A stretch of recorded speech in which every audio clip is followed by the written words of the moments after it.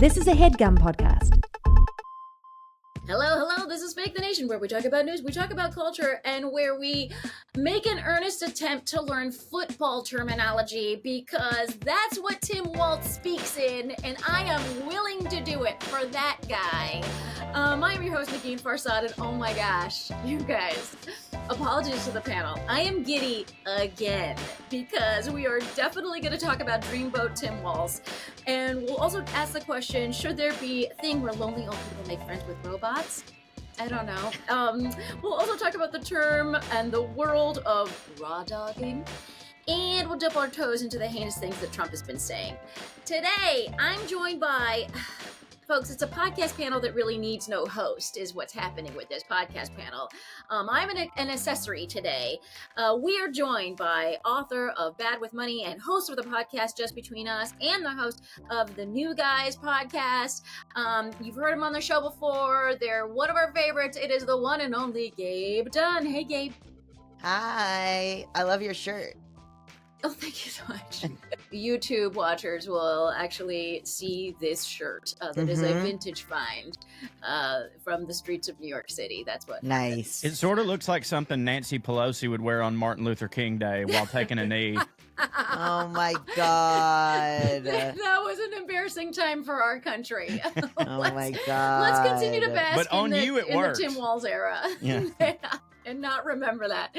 Oh yeah, on me, I mean, there's a little, I can get away with a little more, but this is like a 70s flower power, I don't know what, late 60s thing. We are also joined, that voice you heard, is a comedian, host of the podcast Putting on Airs. He's got a Substack. He kills in front of audiences. I was just on tour with him and we had so much fun. Also, we caught each other in a couple of moments having very strong emotions about our children, and that was embarrassing. We were each other's like, can I cry to you for like 2 seconds, please? Yes, you can. Person, it is the one and only Corey Ryan Forrester. Hey, Corey. Hey, it is true that we did cry. And also, you know, every single time you have me on this podcast, I've got imposter syndrome like crazy. Like, this is a prestigious podcast. You have luminaries on here. And I always, every time I'm like, why did I get invited? And then you opened with, I'm going to have to learn football terminology. And I was like, there we go. Here's why I'm here.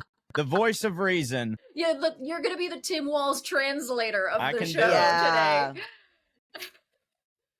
Speaking of the incredible font of optimism that I feel, we have again made the We're Only Doing Optimism t-shirts. They are available. You can go to neginfarsad.com/shop, or is it /store? I think it's /shop. Or just go to neginfarsad.com, and an obvious tab will be the place where you buy the We're Only Doing Optimism t-shirts. I made them available in a crop top in addition to a regular t-shirt this year, and I gotta say, the crop tops are winning out right now. I know what I'm getting. They're the popular one. Yeah, Corey, you in? I got to show off my new belly button ring. Exactly. All right, so now let us get into it with topic number 1. Now, okay. No, here we go. Sorry. What am I looking at? I'm discombobulated from the joy I feel by what has happened, which is that Kamala made her choice, and it is the jolly old Tim Walz, and I cannot be more thrilled. Tim Walz is the platonic ideal of a VP standing behind a woman. He's like a progressive stuck in the body of a conservative. When you see him, you're like, oh my God, this guy's gonna fucking cut off our Social Security. And then he opens his mouth, and it is like a water hose of progressive policies. He's gonna like cut our student loans, and he's gonna fucking keep gay marriage. And it's just like, it is so fucking delightful. He was a former football coach. He wears windbreakers. He needs a skincare routine. He obviously doesn't have one.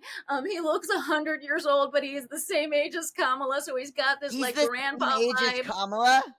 Yeah. Yeah. Oh my Did you not God. know? No, Wild. I thought he was much older. Wow. I mean, I literally am going to send him a bottle of hyaluronic acid. Like, that's where I'm at right now, because I'm just like, buddy, you need to keep up your looks. Let's keep this going. God, this is just the standards on. This is like that picture of Beyonce dressed up and Ed Sheeran wearing like a shirt and jeans. Like the performance that she has to put on of looking ageless and great, and he's just like, yes. Well, you know what they say, Indian and only Indian don't crack. You know, I There it believe that's what the is. Republicans are There saying. it is. Nailed it. Yeah, Trump did have that long diatribe about her very ethnically based skincare routine. All right, so normally I don't start a topic with my absolute enthusiasm because I want you guys to talk freely and give your opinions first and not feel encumbered by how I feel. So just pretend like I didn't say anything. And now you go. Corey, I mean, we'll start with you. oh, Oh, well, no, okay, whoever. with this fella, I have been for years, like, I think everyone sort of wants to see a politician that they can sort of see themselves in a little bit, you know. Like, I sort of got away from that a while back with, like, you know, with George Bush and all these people that are like, oh, you want a president that you can have a beer with.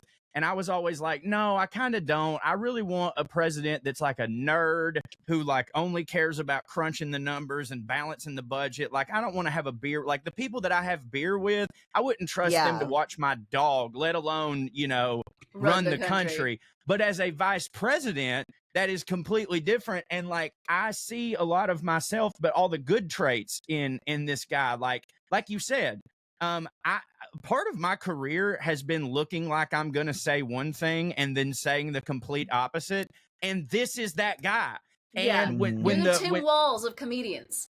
I'm the Tim Walz of comedians. I wear that so proudly. And you know, when it first got started, that like, oh, who's she gonna pick? Everyone was like on the same page. Was like, she needs a fucking milk toast white guy. Like, listen.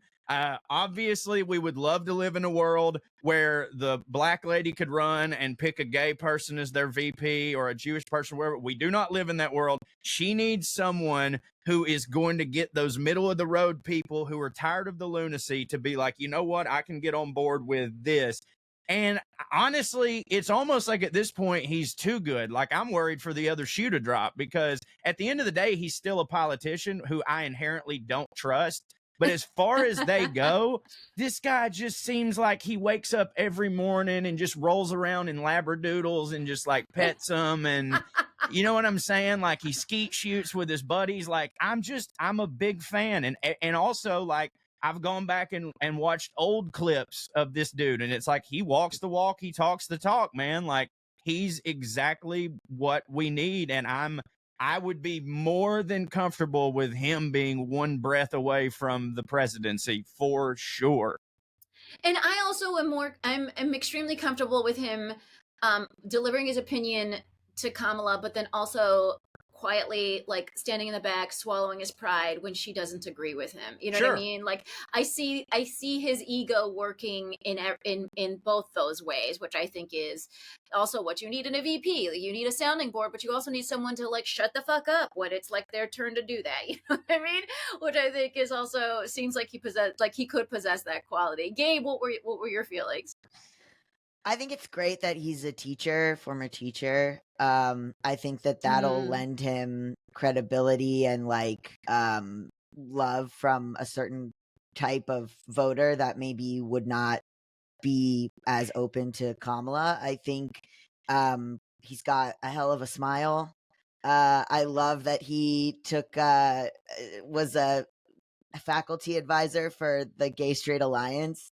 I think that's really adorable and like very a great sign. And then somehow it doesn't seem that threatening. I don't know if that makes sense. I guess it's like, oh, well, they're gonna, you know, they're doing indoctrinating and grooming at the schools. But like, Gay Straight Alliances have been around since the, you know, 90s or whatever in these schools, however long. So it's, I don't know why, but I think that's going down easier for people who may be like outside the library screaming about drag bans. Like, maybe it's not as like, that's not the voter base we want, but we're coming across very reasonable, if that makes sense. Like, he just seems like a reasonable guy, which is he exudes common sense. Yeah, common sense, which is funny that the same policies could come out of someone else's mouth and they'd be seen as radical,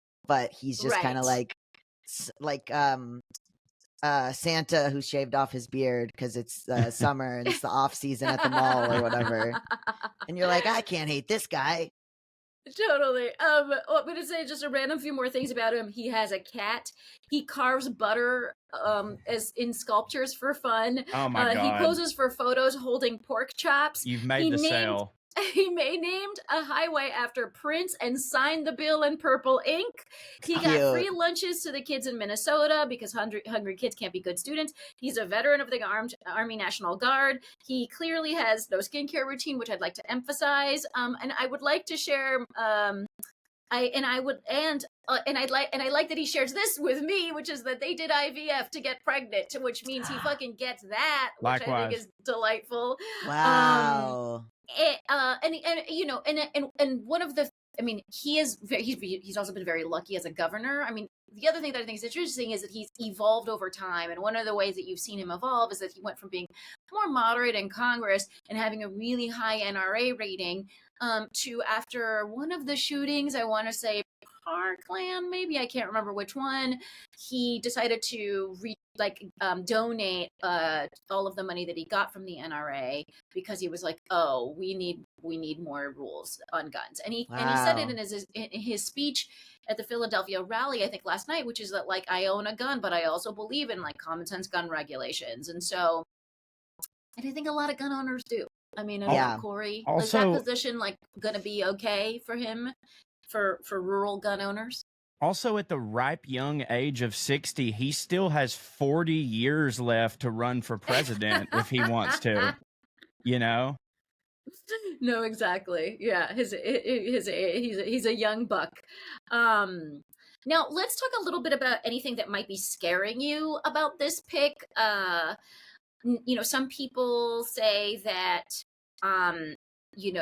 he's actually too liberal, that it's like doubling down on a liberal governor. And one of the things I'm starting to say is like he was more moderate as a congressman, then he sort of has become more liberal as a governor. He's presided over a liberal. Both houses of his legislation are liberal, and so they've been able to pass like a ton of legislation, like paid family leave, a bunch of other things. And it's been kind of like a hallmark of progressive policies being actually implemented in Minnesota. So it's been wild what's been able to happen in Minnesota. But I wonder if that's could be a turnoff. Like, why he isn't as moderate as maybe he looks moderate with his windbreakers, but like maybe he isn't as moderate as we had hoped. Well, I think people were confused because he doesn't come from a battleground state. And they were interested in Mark Kelly, who I was interested in. But I think the math on that'll create a conservative seat in Arizona. Like, I understood the math of it all, but I was also, I was a little bit like, oh, she didn't choose someone from that could get maybe some people that we need, you know? Well, there was the Pennsylvania, there was the Josh Shapiro choice that also didn't happen. I mean, Corey, do you feel like on election day, if we lose Pennsylvania by 10,000 points, we're all going to be crying into our beers that it wasn't Josh Shapiro? I mean, look, as soon as anything like this happens, like I saw a bunch of people when we thought it was going to be Josh Shapiro that were like, oh my God, this is a horrible move. You know, his stance on the, he said all that blah, blah, blah. At the end of the day, you know, we're going to look at all of this as, ad hoc ergo proctor hoc, like because of this, therefore this. Like there's no situation in which in November we lose that we're not going to blame it on one thing that it probably actually wasn't that thing anyways. Right. But I think that with him being more liberal than Kamala, excuse me, I know that I say that wrong sometimes. I have a problem where I read more information than I listen, and so I pronounce things wrong. Kamala. You also have a deep accent. Yes, I do. I do. And there was a wrestler named Kamala, and they spell it the exact same way, and that was just so. Anyways, Kamala. I kind of think it's a feature, not a bug, because look, at the end of the day, the job is to get Democrats to vote. Like we saw in 2020, 83 million people or whatever voted for Joe Biden. He got the most votes ever. it's about electrifying the base. I'm pretty clear. Yeah. If you're on Team Donald Trump, there is not one thing that we could do on the Democrat side to get you to come over. Yeah. Now, there's fence riders, obviously, but they make up a very small percentage. So I think that the way to win this election is to electrify the base and make sure that they go from people who were like, I just can't get excited to vote for Joe Biden, so I'm going to stay home, therefore we lose the election, to now they go, okay, I had my trepidations about Kamala because, let's face it, she was a cop and a prosecutor, and we liberals do not like that, okay? Now all of a sudden we're acting like we do, but we do not like that. So now that we have this guy to sort of like balance everything out, I think they're a dream team that is going to electrify the base. Now, whether or not that converts to the battleground states, I have no idea. And if I did, obviously I wouldn't even be doing this podcast right now. I'd be rich and on an island somewhere because I would be the smartest man alive. But I think it's overall good for exciting the base. Like, I've seen more positivity online in terms of people being for the Democrats instead of against Trump. And I've always believed that, like, when you're running a campaign that is, hey, at least we're not this guy, you're dead in the water and it's no good. And I believe with him, I just think that we're getting that. I'm voting for something instead of against something. And I think that's important. And it's electrified me, if that makes sense. Well, I mean, and I guess I very much share that enthusiasm. And interestingly, like, I was just kind of vaguely looking at something, Twitter or whatever, and I saw a couple of youngins say that, like, well, now that she didn't choose Shapiro, I will be voting for her because his handling of, like, the protests of the activists around it that has, I guess, been questionable. And so and I think that was maybe a thing that could have been divisive for young voters, and I'm sort of glad that that's been taken off the table. Let's talk really briefly about something that happened after we taped last week, which was Trump was at the National Association of Black Journalists conference. He said that ridiculous thing about Kamala, which is that, like, she's suddenly Black. She was never Black before, whatever the fuck he said. And I don't even care about what he said and like correcting the record, because we all know that Kamala, the weird thing about her is, like, she was, like, born Black anyway. So, like, we don't even need to talk about that. But what I am curious to talk about is her reaction, which was, she was basically like, oh, that's the same old show. We've heard this story before and let's move forward. We're not going back. Right. And I wonder, like, what do you guys think, Gabe, as a tactic? How does this sound to you, where it's just like, let's not elevate this by giving a bunch of reasons why I am actually Black. Let me just kind of like brush it away as this is just ridiculous and hack bullshit. Yeah, I mean, I think a cornerstone of her campaign is this is the new and the old stuff is boring. And we've been listening to Trump ramble for over 8 years. So, let's get a new person. I think the problem with Biden was it seemed like a rehash. It was like old versus old. And so now if she focuses on going forward, everything she says is this is new, I'm new kind of thing, then it makes Trump's ramblings seem sort of dated and old and senile. And like, kind of like when what he was saying about her being mixed race is what your oldest uncle who, hasn't opened a computer in ever is saying. Like, it's not anything that people would think of as inventive or good for his campaign or that seems strategic in any way.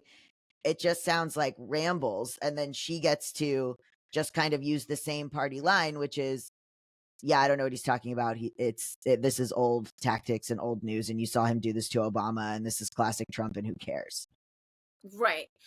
It feels like dismissive in a really fun way, whereas I do feel like, and it's that meme of like, okay, grandpa, time for bed. Exactly. Don't give the bully what they want. Yeah. I mean, don't give the bully what they want. He's a bully, right? Donald Trump is a bully. And when Roger Stone laid the cornerstone of his campaign, which was fake news, go after him, attack, be the alpha, bullies hate it when what they say doesn't bother you, that nothing makes them Yes, more furious. yes. And they start, when that happens, they start flailing. If you just, if a bully says something to you mean, and to you it's just water off a duck's back, Yeah. that's when they start going crazy and they make mistakes, because when you're so highly emotional, you make mistakes. And like, what I find interesting is like all the people from my area that are like, she's not black, she's not black, she's not black. Meanwhile, these people are whiter than Larry Bird going, by the way, I'm a Cherokee Indian. It's like they all of a sudden can't understand what mixed race means. You know what I mean? Right. But I truly think it's brilliant, because like Kamala is basically like, no. I know what you're doing. You can't debate me on the actual facts and the actual policies that matter to this country. So you want to pin me in a trap where all we're talking about is identity politics, because you and your people like to believe that that's all we care about. I'm going to flip it on you and go, hey, cool, Grandpa. Not true. Anyways, here's how we're going forward. And that's a leader, and that matters. And that is, again, how I can go from voting against someone to voting for someone. So I think it's great. And I can't agree with you more. And here's the it's because this type of thing has happened to me. It's probably happened to you guys in your, corners of identity. But like, especially in the early days, I would get the comment from people. Like, I remember going into a callback once, and this white guy goes, "Oh, they called you back. I knew they would, because because you're brown." And I was like, and of course I was like, wait, you think because I'm brown, I'm getting some kind of special treatment, I'm getting this callback, like there's affirmative action in this fucking casting office, and I didn't, like, honestly didn't say anything at that moment, but I was just like, I had all of these thoughts, and I was like, that's what they want me to think about, as opposed to meanwhile they didn't even see your audition. Right. I was like, I think that, what's really happening here is they called me in because I'm funny. They fucking called me in because I'm funny. Right.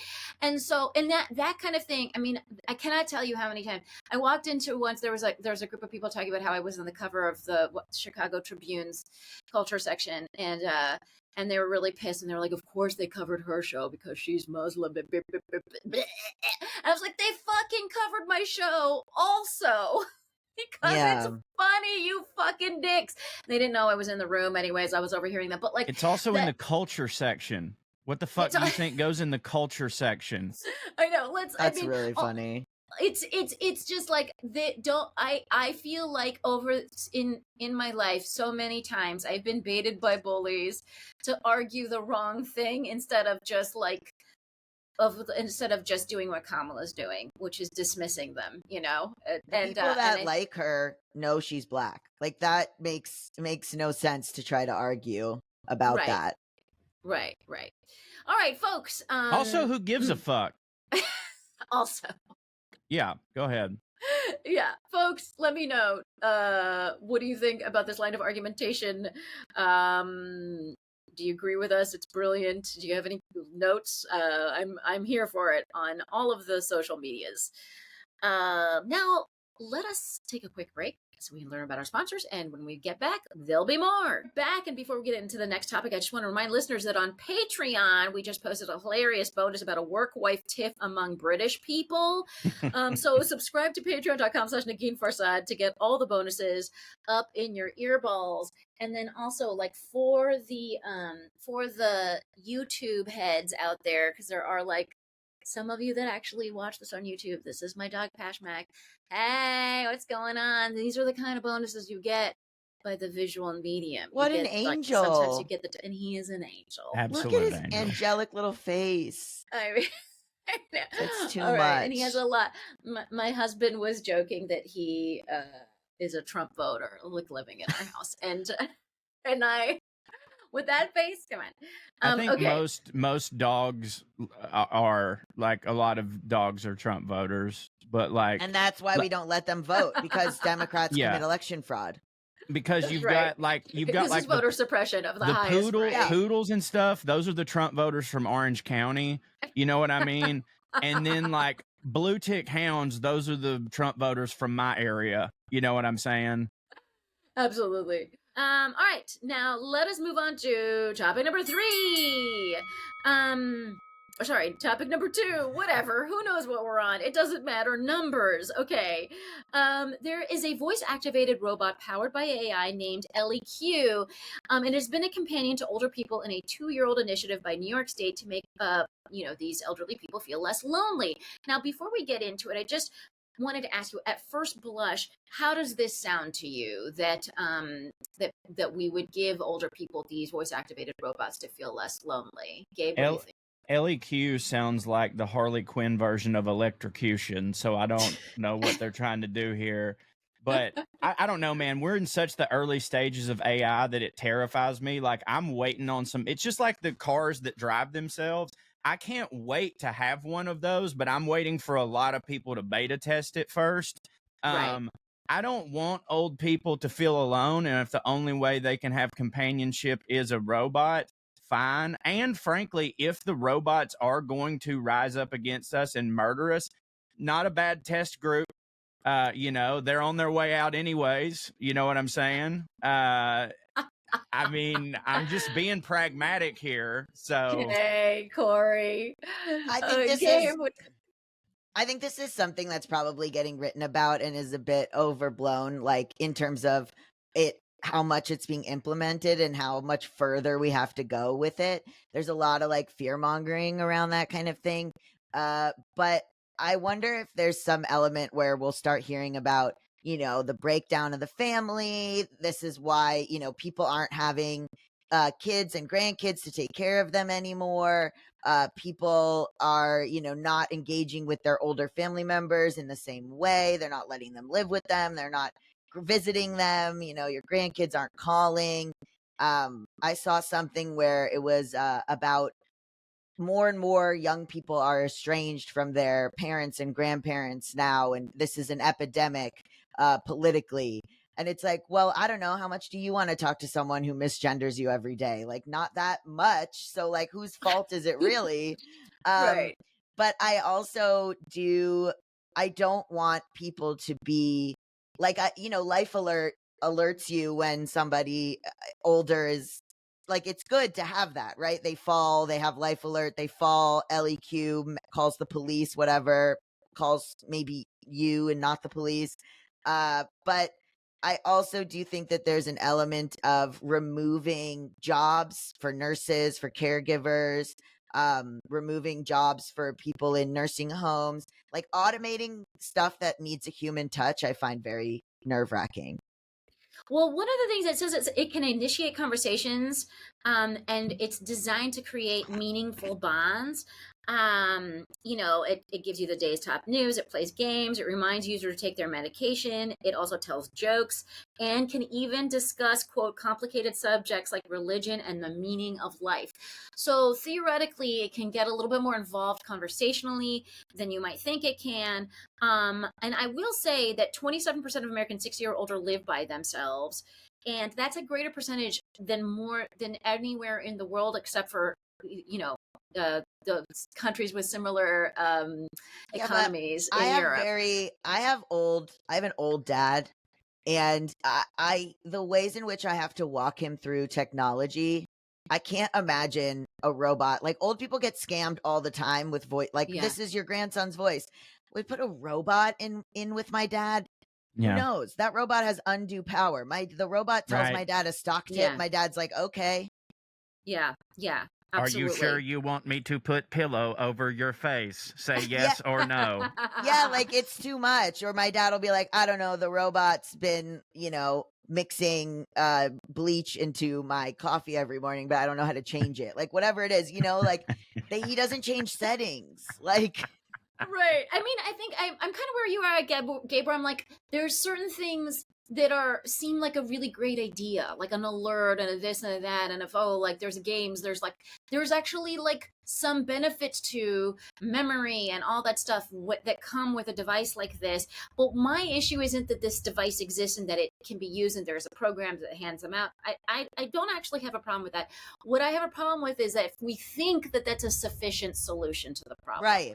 And that is actually not a sufficient solution to the problem. And we can be creating, like you're saying, a network of human beings that will complement, and the machine would just complement the network of human beings, right? Like the machine cannot replace a network of human beings. And people go to nursing school to be able to take care of people. Like, there's people with great expertise, like the ones that go to nursing school, and then there's people like college students that need a work study job. Why couldn't that job be going to hang out with an older lady or whatever who like needs some company and like developing a rapport with them? Why can't we have a WPA for hanging out with the elderly? I think that is an incredible use of taxpayer dollars, and I would love to see that for the old people in my family. I will say also, I am a person who gets to know my neighbors, and I've had really fulfilling. I know I'm weird. I have had really fulfilling relationships with elderly neighbors in my life who like just needed someone to hang out with and talk to, and I've found these people to be very interesting. Like, I'm 2 for 2 on fascinating elderly women living next door to me. Oh, dude, completely. I have a bunch of older friends through my coffee shop, and I agree with you. Fascinating, super fun. And I highly recommend, but also WPA for hanging out with elders. Hey, Walz, do you want to head that up? Come on. I know I just made a joke about beta testing robots possibly murdering old people, but old people are also my favorite genre of folks. Like, I actually was just having this conversation yesterday with one of my best friends who is 75 years old. And I don't mean like, oh, he's one of my best older friends. I mean, he's one of my best friends. He just happens to be 75 years old. Because when I started comedy, I was 16, and all the comedians that I looked up to were like in their 40s and 50s. And now I'm 37, and well, that's how age works. You know what I'm saying? And I do love older people. And yeah, I'm with you. Like, anytime there's a situation where a human being could do a thing, that would be great. And I don't think that this is the generation of old people who you want to be given robots to. Like, I think maybe us as millennials, when we turn 80, we might be a little bit more accepting of robots, but like not these people. Like, they were 30 and 40 when Terminator came out. It's been in their brain for a long time. Like, you don't want to just give. Yeah. We got trained by Tamagotchis. Yeah. All right, folks, we have to end there. There's like been a logistical issue, so we have to cut the show a little tiny bit short. Not that short, but a little tiny bit short. But what I would love is for the people of Fake the Nation to be able to follow you and all of the wonderful things that you do. Gabe, where do they find you? I'm on Instagram, Gabe S. Dunn. I also have a film that I'm working on. You can follow Oh Sugar Film on Instagram. And then all my pods, Just Between Us, Bad with Money, and The New Guys. Folks, Gabe's pods are so fucking fun. Absolutely follow them. And I cannot wait to see this movie. So follow. And Corey Ryan Forrester, where do they find you? It's Corey R. Forrester on all the socials. I have a great podcast with my buddy Trey Crowder called Putting on Airs, where we talk about fancy stuff from the perspective of 2 hillbilly dum-dums. And also my hero, which is Patreon, but it's like from Europe, and I'm one of the first Americans on there. You can find that at welovecorey.com.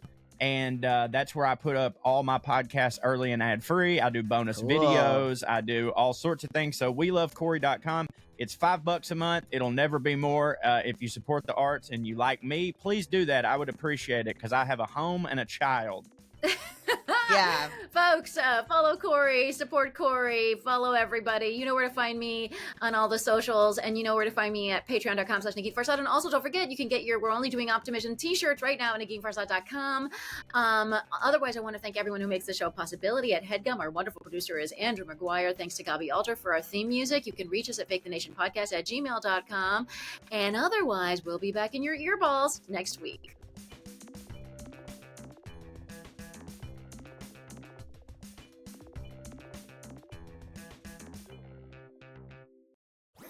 That was a Headgum podcast.